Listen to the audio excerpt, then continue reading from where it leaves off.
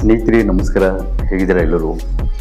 ಯಾರಾದರೂ ಮೊದಲನೇ ಬಾರಿ ನಮ್ಮ ಚಾನಲ್ ನೋಡ್ತಿದ್ರೆ ಈಗಲೇ ಸಬ್ಸ್ಕ್ರೈಬ್ ಮಾಡ್ಕೊಳ್ಳಿ, ಹಾಗೆ ಪಕ್ಕದಲ್ಲಿ ಕಾಣುವಂತಹ ಬೆಲ್ ಐಕಾನ್ ಒತ್ತಿ ಅಂತ ಹೇಳ್ತಾ, ಸ್ನೇಹಿತರೆ ನಾನು ಈ ವಿಡಿಯೋನಲ್ಲಿ ಬೆಂಗಳೂರು ನಗರದ ಜನರಿಗೆ, ನಮ್ಮ ರಾಜ್ಯದ ಜನರಿಗೆ ಒಂದು ಸಂದೇಶ ಕೊಡೋಕ್ಕೆ ಇಷ್ಟಪಡ್ತೀನಿ. ಅದು ಏನಂತ ಹೇಳಿದ್ರೆ, ಸಾರಿಗೆ ಇಲಾಖೆಯಲ್ಲಿ, ನಮ್ಮ ರಾಜ್ಯದ ಸಾರಿಗೆ ಇಲಾಖೆಯಲ್ಲಿ ಈಗ BMTC ಬೆಂಗಳೂರು ನಗರದಲ್ಲಿ ಓಡಾಡೋಕ್ಕಂಥೇಳಿ ಎಲೆಕ್ಟ್ರಿಕ್ ಬಸ್ಗಳನ್ನು 800 ಬಸ್ಗಳನ್ನು ಸರ್ಕಾರದಿಂದ ಈಗ ಬಿಡುಗಡೆ ಮಾಡ್ತಿದ್ದಾರೆ. 800 ಎಲೆಕ್ಟ್ರಿಕ್ ಬಸ್ಗಳು ಬೆಂಗಳೂರು ನಗರದಲ್ಲಿ ಓಡಾಡೋಕ್ಕೆ, ಹಾಗೆ ಕೆಲವೊಂದು ಜಿಲ್ಲೆಗಳಲ್ಲಿ ಟೌನ್ನಲ್ಲಿ ಓಡಾಡೋಕ್ಕೆ, ದೊಡ್ಡ ದೊಡ್ಡ ನಗರಗಳಲ್ಲಿ ಬೆಳಗಾವಿ ಆಗ್ಬೋದು, ಹಾಸನ, ಮೈಸೂರು, ಈ ಥರ ಟೌನ್ ನಗರಗಳಲ್ಲಿ ಓಡಾಡೋಕ್ಕೆ BMTC ಬಸ್ಗಳು ಸುಮಾರು 800 ಬಸ್ಗಳನ್ನು ಈಗ ಬಿಡುಗಡೆ ಮಾಡ್ತಿದ್ದಾರೆ. ಹಾಗಾಗಿ ಇದು ಏನಂದರೆ, ಈ ಹಿಂದೆ ಒಂದು ಬಸ್ಸು ಶಾರ್ಟ್ ಸರ್ಕ್ಯೂಟಾಗಿ ಒಂದು ಸುಟ್ಟು ಭಸ್ಮ ಆಗಿತ್ತು. ಅದೃಷ್ಟವಶಕ್ಕೆ ಆ ಸಮಯದಲ್ಲಿ ಬಸ್ಸಲ್ಲಿ ಯಾರೂ ಇರಲಿಲ್ಲ. ಅಕಸ್ಮಾತ್ ಬಸ್ಸಲ್ಲಿ ಜನ ಇದ್ದಿದ್ರೆ ಒಬ್ಬರು ಉಳಿತಿರಲಿಲ್ಲ. ಯಾಕಂತ ಹೇಳಿದ್ರೆ ಇದು ಎಲೆಕ್ಟ್ರಿಕ್ ಬಸ್ಸುಗಳು, ಎಲೆಕ್ಟ್ರಿಕ್ ವಾಹನಗಳು, ಇದರಲ್ಲಿ ಬ್ಯಾಟ್ರಿ ಚಾರ್ಜ್ ಮಾಡೋದಿರುತ್ತೆ ಮತ್ತು ಡಿಸ್ಚಾರ್ಜ್ ಆಗ್ತಾ ಇರುತ್ತೆ. ಈ ಓವರ್ ಚಾರ್ಜಿಂಗ್ ಮಾಡಿದಾಗ, ಅಕಸ್ಮಾತಾಗಿ ಓವರ್ ಚಾರ್ಜಿಂಗ್ ಇಲ್ಲಾದರೂ ಅದಕ್ಕೆ ಗರಿಷ್ಠ ಮೊತ್ತದಲ್ಲಿ ಚಾರ್ಜಿಂಗ್ ಇದ್ದಾಗ ಎಷ್ಟು ಮ್ಯಾಕ್ಸಿಮಮ್ ಇರುತ್ತೋ ಅಷ್ಟು ಮೊತ್ತದಲ್ಲಿ ಚಾರ್ಜಿಂಗ್ ಆದಾಗ, ಅಕಸ್ಮಾತ್ ಲಿಥಿಯಮ್ ಅದರಲ್ಲಿ ಬ್ಯಾಟ್ರಿಯಲ್ಲಿ ಅಳವಡಿಸಿರ್ತಾರೆ. ಅಕಸ್ಮಾತು ಹೇಳೋಕ್ಕಾಗಲ್ಲ ಯಾವಾಗ ಡಮಾರ್ ಅನ್ನುತ್ತೋ, ಯಾವಾಗ ಏನಾಗುತ್ತೋ ಗ್ಯಾರಂಟಿ ಇರಲ್ಲ. ಯಾಕಂದರೆ ತಮಗೆಲ್ಲ ಗೊತ್ತಿರೋ ವಿಷಯಗಳಲ್ಲಿ ದ್ವಿಚಕ್ರ ವಾಹನಗಳು ಹೋಗ್ತಾ ಎಷ್ಟೋ ವಾಹನಗಳು ಒಂದು ಬ್ಯಾಟ್ರಿ ಬ್ಲಾಸ್ಟ್ ಆಗಿ ಸ್ಪಾಟಲ್ಲಿ ಡೆತ್ ಆಗಿದ್ದಾರೆ. ಅದೇ ರೀತಿಯಲ್ಲಿ ಇಲ್ಲಿ ಉದಾಹರಣೆಗೆ ಇಲ್ಲಿ BMTC ಬಸ್ಸಲ್ಲಿ ಕೂಡ ಒಂದು ಬಸ್, ಎಲೆಕ್ಟ್ರಿಕ್ ಬಸ್ಸು ಬ್ಲಾಸ್ಟ್ ಆಗಿದ್ದು ಆಯಿತು, ಸುಟ್ಟು ಪೂರ್ತಿ ಇಡೀ ಬಸ್ಸು ಸುಟ್ಟು ಭಸ್ಮ ಆಗಿದೆ. ಆದರೂ ಅದನ್ನು ಗಮನದಲ್ಲಿ ಇಟ್ಕೊಳ್ಳದೆ ಈಗ ಮತ್ತೆ 800 ಬಸ್ಸು ಸರ್ಕಾರ ಬಿಡುಗಡೆ ಮಾಡ್ತಾಯಿದ್ದಾರೆ ಟಾಟಾ ಕಂಪ್ನಿಯಿಂದ. ಇದು ಏನಕ್ಕೆ ಮಾಡ್ತಿದ್ದಾರೋ ಅರ್ಥ ಆಗ್ತಿಲ್ಲ.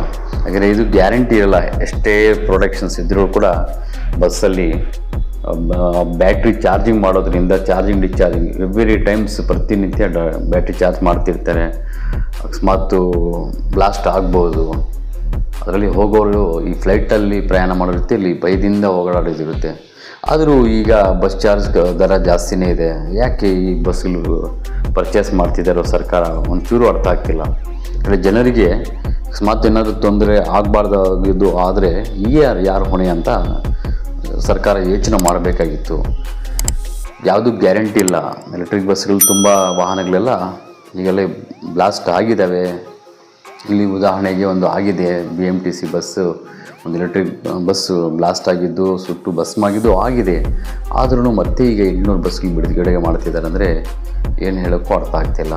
ಹಾಗಾಗಿ ಸ್ವಲ್ಪ BMTC ಬಸ್ಗಳಲ್ಲಿ ಓಡಾಡೋಂಥವರು, ಸಂಚಾರ ಮಾಡೋರು ಪ್ರತಿನಿತ್ಯ ಸ್ವಲ್ಪ ನೋಡ್ಕೊಂಡು ಮಾಡಿ.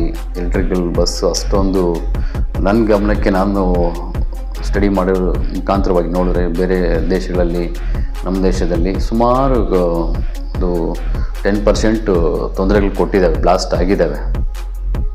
ಬ್ಯಾಟ್ರಿ ಯಾವಾಗ ಡಮಾರ್ ಅನ್ನೋದು ಹೇಳೋಕ್ಕಾಗಲ್ಲ. ಬ್ಯಾಟ್ರಿ ಡಮಾರ್ ಆಗಿದೆ ಅಂದರೆ ಆ ಇಡೀ ವಾಹನನೇ ಸುಟ್ಟು ಭಸ್ಮ ಆಗುತ್ತೆ. ಹಾಗಾಗಿ ಸ್ವಲ್ಪ ಯೋಚನೆ ಮಾಡಿ ಆ ಬಸ್ಸುಗಳು ಹತ್ತಿ ಅಂತ ಹೇಳ್ತಾ, ಸರ್ಕಾರ ಏನೋ ಮಾಡ್ತಾ ಇರುತ್ತೆ. ಅಕಸ್ಮಾತ್ ಜನ ಸತ್ತೋಗ್ಬಿಟ್ಮೇಲೆ ಏನೋ ಒಂದು ಕಾರಣಗಳು ಹೇಳ್ಕೊಂಡು ಪ್ರೆಸ್ ಮೀಟ್ ಮಾಡ್ತಾರೆ. ಸತ್ತೋಗಿರೋರಿಗೆ ಇಷ್ಟಿಷ್ಟು ಲಕ್ಷ ಅಂತ ಘೋಷಣೆ ಮಾಡ್ತಾರೆ. ಅದಲ್ಲೇ ಮುಖ್ಯ ಸೇಫ್ಟಿ ಇರಬೇಕು ಅಂತ ನಾವು ಯೋಚನೆ ಮಾಡಬೇಕು.